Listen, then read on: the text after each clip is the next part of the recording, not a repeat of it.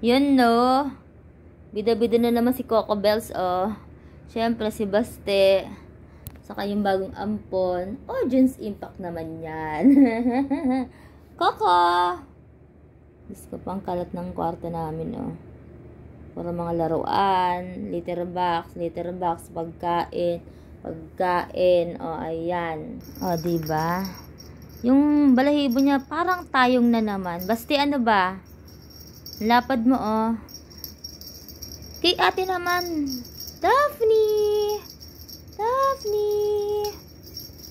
Oh.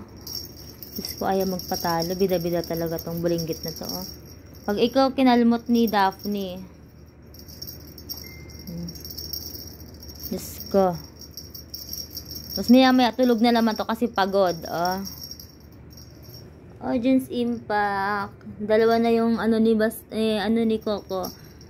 Viewers. Nanonood lang sila. Tapos na yun, uminom ng vitamins kaya maligalig na, oh. Si Baste, tapos na rin yan.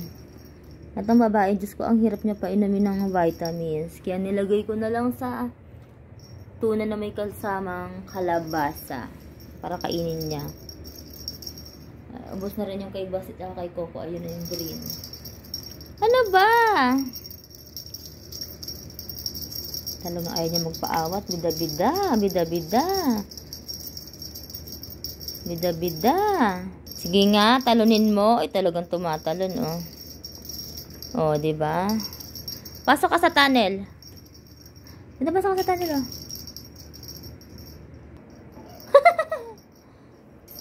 Bilis. Laro. Asa yung mga audience impact mo, oh. Ayun, oh. Ito.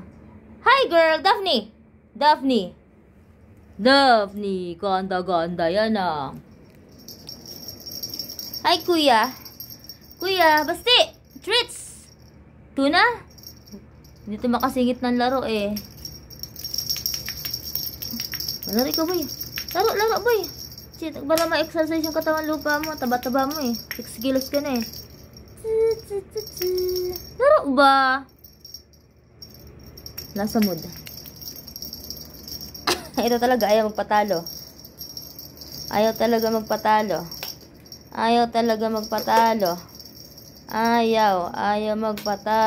O, diba? Pasok ka sa tunnel. La.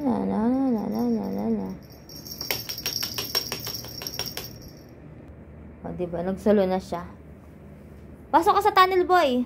Oy, ang galing, naintindihan. Pumasok sa tunnel. O, diba? Siya yung bida talaga, eh. O, diba? Okay, sige, grooming. Ang laki mo na, Coco, ah. Mag-3 linggo na siya dito ngayong Friday, si Coco. Ito naman yung masungit na babae, mag-2 linggo sa linggo. O, diba? Ang bilis namin magkaroon ng 3 pusa dati. Si Basti lang, 2021. After mahigit, ilang taon ba? 2 years mahigit. 22, 24.